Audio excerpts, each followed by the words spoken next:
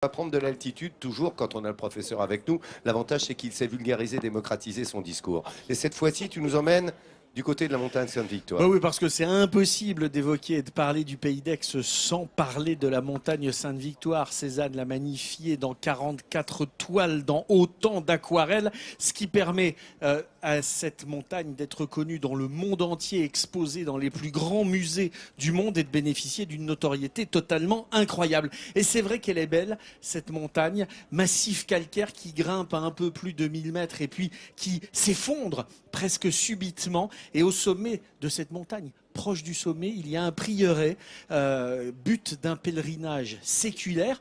Il faut compter 1 à 2 heures, suivant que l'on marche bien ou que l'on traînasse un peu pour atteindre ce prieuré qui a toutes les attentions d'une association chargée de sa restauration. Et là-haut, la vue est juste sublime.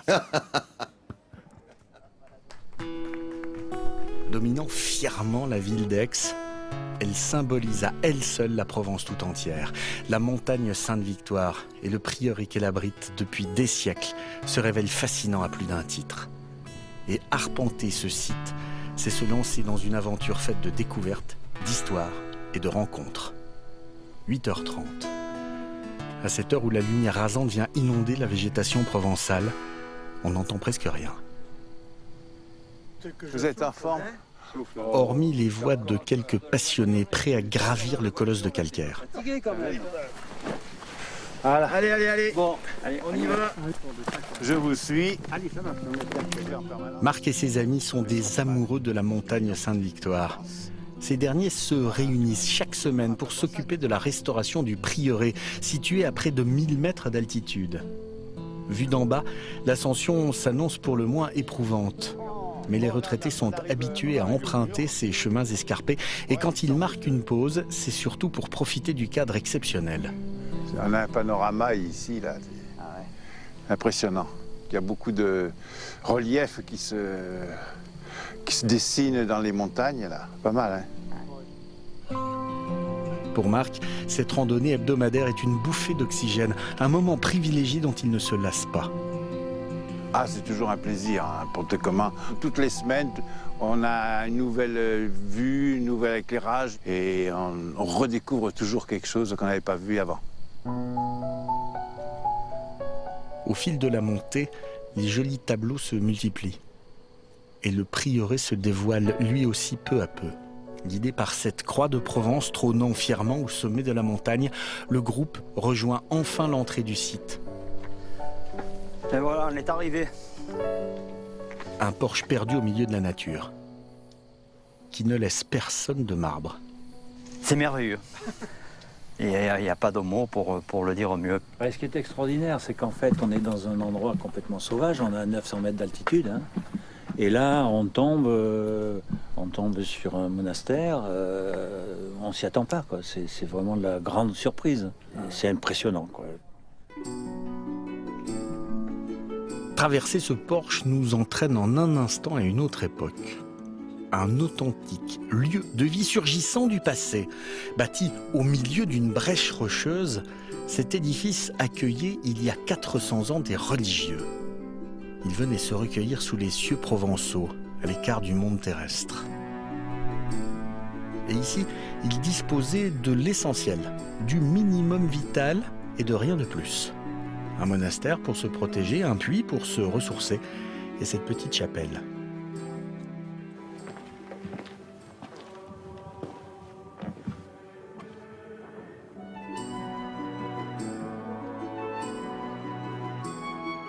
Datant du XIIIe siècle, Notre-Dame de la Victoire représente la jeunesse du prieuré, un lieu chargé d'histoire.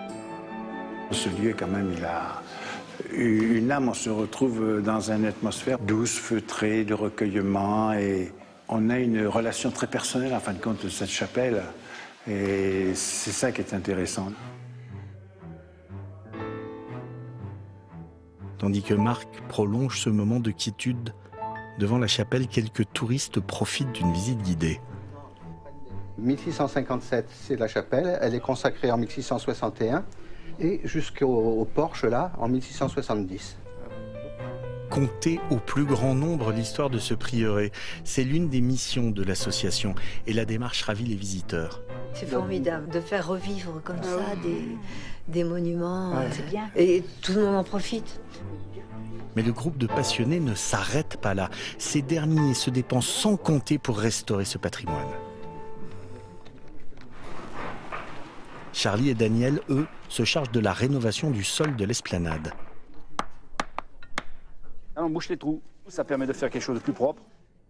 Munis d'outils anciens, le couple s'affaire dans la continuité de leurs ancêtres provençaux. Parce que ça me fait plaisir, quoi. Savoir qu'il y a des gens qui sont venus ici, qui ont travaillé, il y en a qui ont vécu un peu ici, et c'est quand même assez... Moi, ça me remet un petit peu, quoi.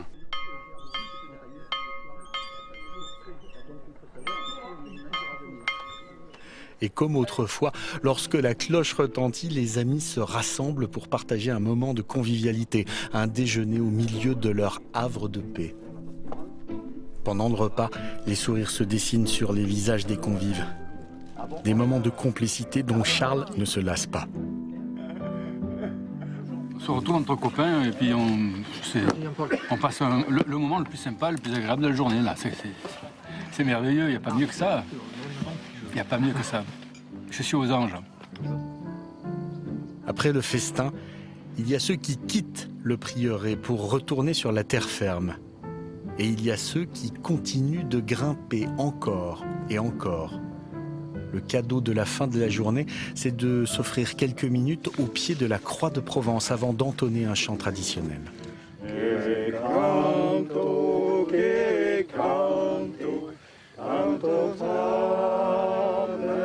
Manière pour les gardiens du prieuré de remercier la montagne Sainte-Victoire pour tout le bonheur qu'elle apporte dans leur vie.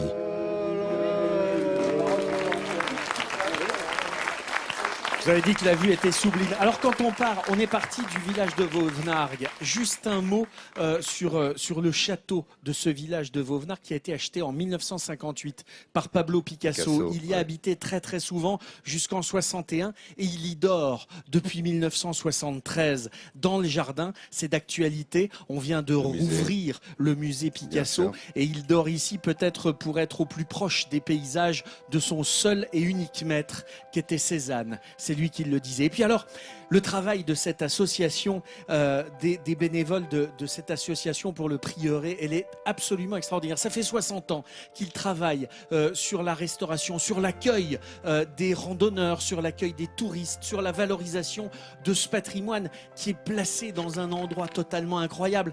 L'association a été reconnue d'intérêt général, ce qui n'est pas rien. Ils organisent des visites guidées, évidemment. Ils accueillent les randonneurs. Ils ont aussi en pointe l'importance du maintien et de la préservation des traditions provençales. Alors moi, évidemment, quand j'entends accueil, tradition, restauration du patrimoine, forcément, je dis sourire de France pour Marc Roussel, qui est à travers vous, Marc Roussel, qui êtes le président de l'association, toute l'association pour les amis de la Sainte-Victoire. Je vous remets ce sourire de France. Eh ben, écoutez, c'est largement mérité. Hein. Au regard du travail. Je vous remercie infiniment et nous sommes redevables de tout ça à nos anciens qui ont eu le courage à 60 ans de se lancer dans une tâche absolument colossale. Mais bravo à vous. Eh ben, vous avez le même courage. Et de poursuivre. Bravo, on espère que ça fera des petits aussi. Et qu'on entretiendra à ce point le patrimoine. C'est largement mérité, ce sourire de France. Voilà, vous voyez une valeur ajoutée lorsqu'on viendra ici, qu'on découvrira ce prieuré qui a été aménagé, restauré par le travail de l'association. On comprend mieux pourquoi il mérite le sourire de France. C'est la valeur ajoutée à notre pays, à notre patrimoine et à ceux qui viennent s'y déplacer et l'apprécient. C'est-à-dire autant les étrangers que les Français.